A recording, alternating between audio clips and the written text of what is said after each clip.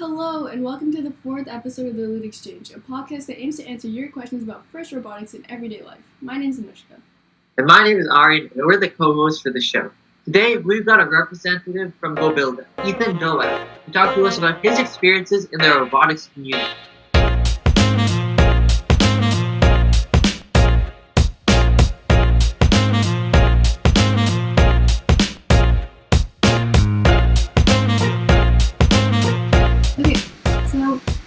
Now we have our guest here today, but before we get into introducing we have our own guest host, so if you would like to introduce yourself.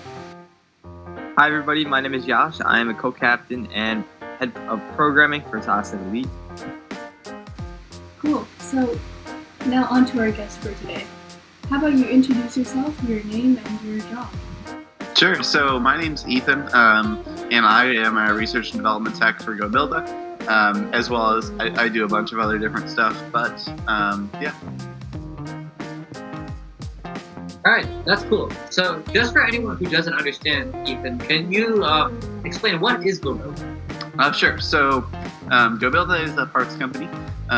We make a bunch of robotics parts that are used in FTC and in other robotics competitions and other places, around the industry.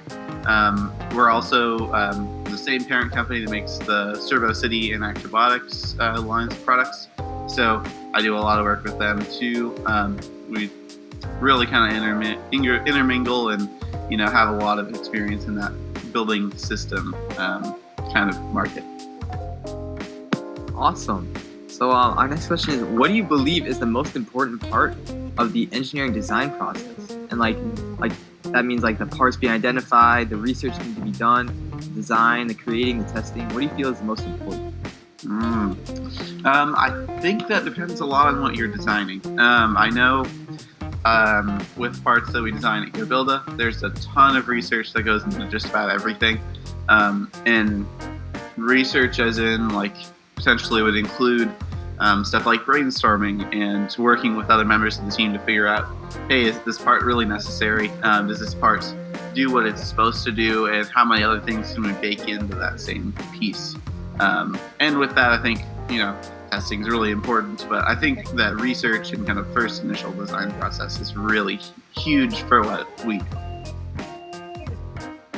I would agree too, because at the start of our year, we focused a lot on doing a lot of research, because this year a lot of us were at home. So we couldn't get straight to building and go as fast as we would have liked to. But that meant we spent a lot more time planning. So it worked out indeed.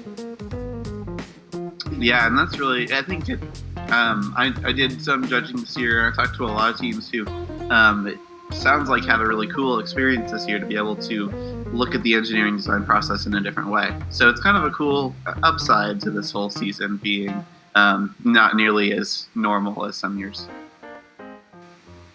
So looking at GoBilda parts compared to say Tetris parts or something, the parts have more clean and squared off look. So where does that kind of look come from? Yeah, so that is a really good question. It'd probably be better for one. It'd probably be a better question for somebody who is around, in the very original design processes of GoBilda. But I think a lot of it has to do with kind of a contrast between Acrobotics, which has a lot more of those round edges. GoBilda is a little sharper. It also has to do with GoBilda being very, very driven by an 8mm grid. Just about everything in GoBilda is based around that 8mm grid. The motion pattern and everything. So a lot of those edges are defined really by that grid, and makes it so you can butt two parts together and have those work out really well together, kind of strengthen each other based on having a lot of that contact. Could you go a little more in depth into the 8mm grid? Yeah. So the core of the GoBilda pattern is on a channel is a 14mm hole every 24 millimeters. Just around that 14mm hole, you have a 16mm grid with the center of that grid on the center of the 14mm hole, and then you have those 4 holes, and you duplicate them and clock them 45. So you have 8 holes right in the center. Each of those are slotted to 24 mil. which seems kind of weird. It felt weird to me at first, but that's so you can say grab an 8 mm beam and put it across the center of those holes. So there are a bunch of aspects of the building system that end up really, really taking advantage of that. And a lot of our parts are a lot more flexible because of that really initial design process of, hey, let's nail out a pattern where everything works everywhere, and we can go from there. Yeah, and you guys have like the spacers, the pattern spacers that like attach to like the Tetrix wheels too, and those just like make everything so much more convenient and flexible for teams who don't want to spend a lot of money. Absolutely, and with the exception of Actibotix, a lot of the other building systems in FTC do have a lot of metric, even if that's not like their hardware.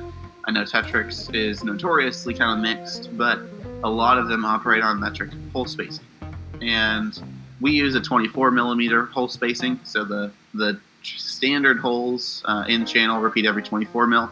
Tetrix is 16, so every 3 GoBilda patterns, you grab a Tetrix pattern that lines up. So a lot of times you can work with other building systems because some of them are metric, but in applications where you can't, pattern adapters are really nice, and that's actually something we're hoping to have some more of coming down the pipeline. All right, so you've seen a lot of different FTC games throughout the years. So which one did you like the most, or which was your favorite? So I started FTC as a sophomore. That was my first year was Rescue. So one of my biggest regrets is not joining a year earlier to play Cascade Effect, because I love the look of Cascade Effect. It looks like a sweet game. I would say my favorite is Rover Ruckus, probably. My favorite part of Rover Ruckus was you had this really cool interaction between a robot playing on the close side and a robot playing on the far side, where the far side robot can't score as fast, and their scoring potential per second is lower than a robot playing on the near side, who they're right up against. So you have a game where defense strategically makes a ton of sense, because you can take 2 seconds of your time, cut off a second of their time, and still be points ahead. So it's a really cool way. It had a really cool dynamic of encouraging defense in a way that a lot of FTC games struggle with based on the 2v2 format. So like, would you like to see something more with defense in the future games? I like it a lot. My favorite kinds of defense are defense in the middle of cycles where you're driving. This game, I did some volunteering in Oklahoma, so we had some in-person events, and that really brought to light that playing defense while an opponent is scoring is definitely legal here, and I don't really like that a lot. While I agree and it's totally legal this year, I don't really love that you can do it. I'd much rather see you knock a robot off course driving from the human player station in Skystone to their drop box. Right. Yeah. Cool. Right. So a lot of people in FIRST Robotics are going to be graduating this year. And so do you care to explain how you got a job at such a big engineering company like GoBilda? That is a really good question. And honestly, a lot of days I totally wonder myself. It was, had some chance in there. One of the members, actually, one of the people who worked at GoBilda had joined the FTC Discord. And at that time, I was super active there. I was a mentor of the program. I had just graduated, and wasn't totally sure where I wanted to go with my life. Kind of took a gap year after high school, and was just focusing a lot on mentoring and helping out as many teams as I could. And that ended up catching the eye of that person from GoBilda, and they ended up just messaging me, and they invited me down for a day, and we built some stuff and offered me a job. So it was really kind of a crazy experience, but it was a whole lot of fun. And I'm really glad. My 2-year anniversary here was actually a couple of days ago, so I'm super pumped to be able to be here and, just be able to help teams all the time. It's awesome. Yeah, it sounds really cool. Imagine like building robots for them. That's awesome. Yeah. So, how do you feel about GoBilda, Rex, and Actibotix and other companies coming out with full robot or subsystem designs for FTC challenges? Aren't they doing the job for robotics? Ooh, that is a really hot topic. That's a great one. I think that one of the driving goals for me in GoBilda, and if you talk to anybody who does part development at GoBilda, you'll probably hear different sets of goals, and I think that makes us a lot stronger. But is to allow teams to focus on the engineering design process and not focus on working around parts. So I know personally in my experience in FTC, I've struggled a lot with just getting my robots to work. And getting consistency and getting parts that used in a way that didn't break. So we really like having a really robust system that allows teams to stay focused on their design and focus on their robot and not focus as much on, hey, is this chain going to fall off halfway through my match and lose me this match? Stuff like that. But as far as something like a kit goes, that's a really good question. I know a lot of people ask that question about like the cascading kits in Road Ruckus, and that was before I worked here. So, I may have some different opinions than some other people who work here, but I think a kit like that does a really good job of raising the floor without really lowering the ceiling at all. I see a lot of teams struggle their first year a lot, where they jump in and don't really have a great way to get their feet under them. So I like to think that kit allowed more teams to be more competitive without spending a whole lot of their design time on a mechanism that's fairly unique to FTC. But I totally hear the arguments for the other side. It is a really, really decisive issue. Yeah, and how about like prototyping, like companies prototyping specific stuff for like Skystone or for Ultimate Goal this year? Yeah, so that's something we got into more with the robot in 3 days. And I'm sure you saw like Rev's prototyping videos. I think they're really helpful, especially for Ultimate Goal, because a lot of teams didn't have the ability to meet. And all of a sudden you could see robots interact with game elements and get a little bit more of a feel for how they work with robots. And I think it's one more of those raising the floor things. That's one of my biggest goals for GoBilda and for my role at GoBilda is to be able to help those teams who need a little bit more help than your veteran teams to be able to go to a competition and be a little more proud of what they, how they do at that competition. Yeah, so you are a FIRST alumni. So what is one thing that you miss about being on the FIRST team? Oh, man. There is a sense of like a really clear purpose when you're on a FIRST team. There's just this very, at least when I was there, that it felt like there was a very clear goal. Like, I'm going to basically like almost dedicate these 6 months of my life to doing as well as I can in this robotics competition. And in the real world, I don't feel like there's as much of that. It's definitely not as clear, at least my experience of adult life. There's way more nuance than, okay, well, hey, I won this event. The other thing is definitely, like the camaraderie. Being able to work with all your friends all the time on stuff is really cool. And I love my coworkers, for sure, but it's not quite the same as, like a bunch of high schoolers all working on the robots together. All right.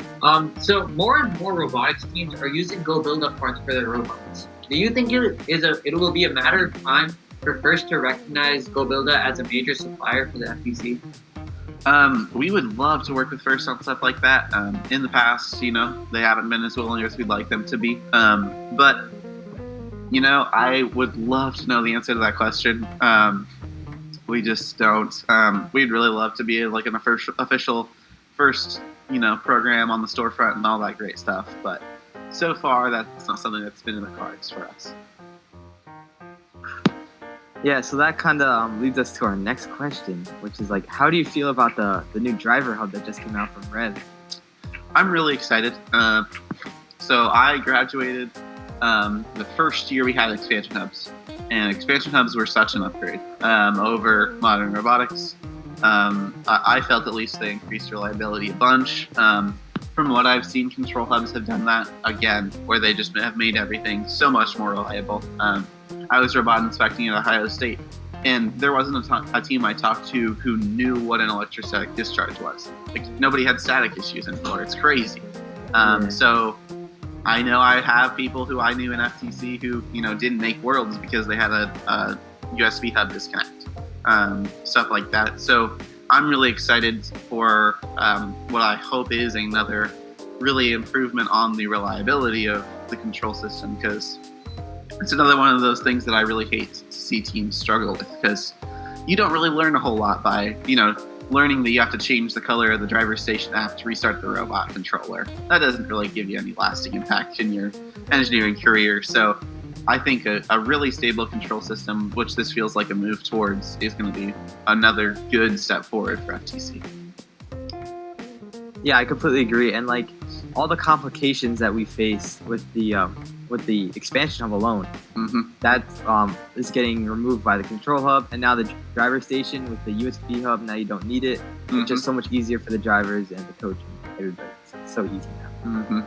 And a custom device, I think, definitely has the ability to allow Rev to do some really cool custom stuff in there. So we'll see. Maybe in a few years we won't have any phones, and it'll all be driver hub and control hub, and maybe that'd be a good thing. Yeah. So GoBilda is often updating various things, such as their drivetrains coming out with new versions. Do you recommend that teams should continuously update their pieces they get and look at the newest version, or wait a few months to see the next version? So we'll look at the Strafer chassis, because that's the one that has had the most updates, and a lot of those updates have been pretty minor, and there have been a couple that have been really major improvements. The version 1 to version 2 was a lot better, and that was like the biggest step up. But our goal with improving kits like that, and improving any parts, is always to make it the best kit we can make at that time. So, if we had 8mm X motors 2 years ago, we never would have made the version 1 Strafer, of course. But I really don't think that the version numbers of chassis are that important to how the chassis perform. They're better if you first buy it, for sure. But I wouldn't go out and go buy the new version just because we just released the new version. Especially because you could also need to compare the parts you may have to the parts that are in the kits, and be able to build a new version. We really, really try never to use custom parts in kits, and all do all parts we sell individually. But really, the driving factor for those versions is to make the best kit for somebody buying their first Strafer or their first Speedline kit or whatever right then. And that's the same thing with our, say, running changes to a part. We change a lot of small things about parts throughout the years, especially the core parts like the quad blocks. Those have changed a bunch. And we'll probably continue to make small changes to stuff like that as they come down the pipeline, to be able to improve them just a little bit as we keep getting better at this whole thing. Yeah, and like, I completely agree with you. Yeah. So, do you guys have any upcoming kits that would be like awesome in the future for maybe next year, or maybe that would have helped this year? So we are working on some updates to our FTC kit. These are going to be some pretty major ones. I basically got free reign to make some changes this year, and I'm super excited. I think it's going to be really awesome for especially, those teams who are just getting into FTC, who are having a tough time working through making a robot. I think this should be able to help them a lot. And as well as just be better parts for a lot of veteran teams who, the FTC kit is a crazy deal. Crazy deal. So teams who, just need some extra parts, this should be a lot better parts for those teams too. Yeah, last year we actually had like a very simple GoBilda chassis, and we didn't have much subsystem on it because it was really just a hex motor and some linear slides for Skystone. But this year we bought the Strafer, then we got the master kit, and we were able to build off that the whole season. So it like really helped us. Great to hear. And that's a combination we hear a bunch. Yeah. Because we were freshmen last year, so it was the second year, and we're like, let's just get the master kit. It'll help us out a lot. That's great to hear. Yeah. It was awesome. All right. Next question. What GoBilda parts or devices do you think is very helpful and cool, but is not being used enough by many teams? Ooh. Before the robot in 3 days, I would have said round belts, but a lot of teams picked up round belts after we used them along with there. It's been really crazy to see those like O-ring style belts get used a bunch. Ooh. That is a really great question. I always love seeing servo linkages. Basically, since I worked with Recharge Screen a lot in Skystone, and they used some really cool servo linkages for their claws and for their outtake mechanism. So I think servos doing linear motion tasks, running like a link hitch as opposed to something like a spool and cable, is really cool. And we do see it a lot, but I think that it can always be used more. It's also, a great learning experience and something that's a really complex topic. Yeah. So what is your favorite GoBilda part? If people, I almost always say the strafer, but that's almost always against the spirit of the question because it's not a part.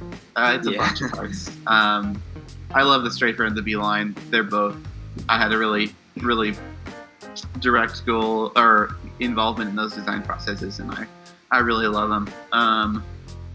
Aside from that, the Sonic Hub, that was the thing that honestly originally sold me on GoBilda. It's like, hey, that's really cool. That fixes a lot of issues that I personally have struggled with, and even like we were talking about earlier, parts going through revisions. The Sonic Hubs look almost nothing like they did 2 years ago when I started now, but they are a lot better, and they work in pretty much all the same places. So they're a great example of parts that have been iterated and changed throughout the lifespan of this product line. Yeah, and it's like eliminating all the difficulties, like set screws, and set screws are gone now with the Sonic Hubs and Hyper Hubs. That's what I think is really cool. Yeah, and they're one of those things that people will struggle with and teams will struggle with.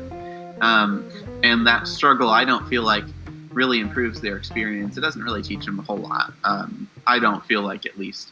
And I think that's a really big goal for how I see GoBilda is, removing the struggles that don't teach teams things. Exactly. And don't teach people. Because you can learn that set screws aren't reliable once. But having to learn it over and over and over for 4 or 5 years, it stinks. Yeah, 100%. Yeah. Based on your experience with FTC, so do you have sort of an idea of what next year's game might look like? So instead of a water game or something like that. Yeah. So we don't know any more than you guys do. As far as GoBilda goes, we don't get any inside information, unfortunately. As awesome as that be, we're just as blind as you guys are. I feel like if I totally had to guess, I want to see something like FRC's Power Up, or you have a time-based scoring objective game. That's really tough to do in FTC, but it's something that I think would be really cool. Could you describe that a little more? Because I myself don't really know what FRC Power Up is. Sorry, so it was I think it was 2018. 2018, yeah. So you had a center structure with a teeter-totter in the middle, and you placed melt crates on either side of the teeter-totter, and whichever side it was on, that alliance got 1 point per second, or however many points per second. It's tough to do because in FTC, because we don't have a very automated scoring system here, but I think it was a really cool game and led to some interesting strategies that could be cool in FTC too. It's one of those, hey, this would be sweet if it happened, but it probably won't happen. Just a follow-up to that, do you think there ever will be a water game? Because in my opinion, I don't really see it happening because it is electronics and water, and it could just become very messy. Yeah, I don't see that ever happening. It's a fun joke. Every once in a while I wonder, how long has that been? Has that been as? I think it's because I believe that outdates FTC. I think. So it's been definitely talked about for a long time, but I doubt it will ever come to fruition. More than something like the first global 2017 game. that was, kind of loosely, it was water themed. You got to interact with elements that were blue. But I would be really surprised if we ever saw something that was actually water in a FIRST robotics game. All right. So, what's in the future for GoBilda? What's next for it? I think it's a lot of similar stuff that we've done. Continuing to really do our best to help and support teams. At this point, there are not as many.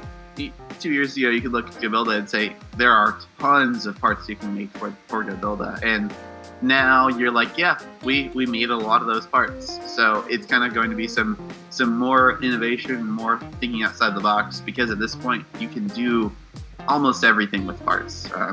And that could mean maybe we don't focus as much on part development now and move towards some other kind of content, move toward being able to help teams in other ways. So that's a great question. I really don't know the answer. There's a lot of ways we could go with it, but yeah, I'm excited. I'm really excited for what the future holds, even if it isn't like a whole bunch of super exciting parts like it was a year ago. I think it's going to be, still a lot of cool new parts, but hopefully some other avenues that we can explore to be able to help teams. Alright, so what's one tip or trick that you would give to builders? I think the one that helped me the most in FTC was stopping and taking a step back. I remember in Worlds my senior year, the thing that helped me the most was setting my robot down and just walking through the FRC pits and having a few minutes to not be as stressed out about the competition. So I think my big one is understand that as awesome as it is to win and as important as it feels in the moment, looking back, it doesn't really matter as much if you took second or third. Or, if you didn't do as well as you hoped. I think that stressing out about the end performance of a team ended up making my FTC experience not as good as it could have been. If I had said, focus a little bit more about interacting with my team members and using that as an opportunity to connect with professionals and learn things that I wouldn't otherwise have the opportunity to learn. All right, to wrap it up, we have one last question. If you can give any piece of advice to the viewers at home about engineering, building, or just being in a FIRST team, what would it be? I would say it's kind of a silly one, but I'm going to say go get ice cream with your teammates as soon as you can, as soon as we're in a place where we can all do that again. Do stuff like play Ultimate Frisbee, do things that aren't FIRST related with the people who you work with almost every day on FIRST team, because when you're all done with FIRST, I think those relationships are going to feel as important, at least, as the experience you got at competitions and building robots. Just being able to be around and hang out with those people outside of that very competition space is really nice. It's something we did a lot on my second team, but almost none on my first team. It made us a much stronger team, and I'm still friends with most of those people, so I think it helps build that relationship a lot. All right. Well, I think that wraps it up for today. We hope you had a great time. I know I had a great time, and that's it for today. This concludes the 4th episode of the Elite Exchange. Good night.